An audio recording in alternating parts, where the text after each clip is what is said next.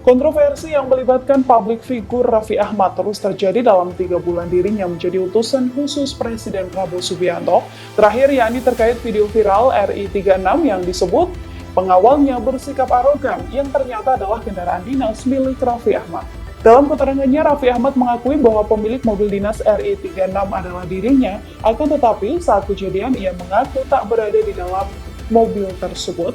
Menurut Raffi Ahmad, mobil ini sedang dalam perjalanan menjemput dirinya setelah mengambil beberapa berkas penting sebelum melanjutkan ke tempat rapat berikutnya. Sebelum ini, Raffi Ahmad juga pernah memicu kontroversi di masa tenang Pilkada 2024. Melalui akun media sosialnya, Raffi Ahmad mengunggah surat ajakan yang ditandatangani. Download Tribun X sekarang, menghadirkan lokal menjadi Indonesia.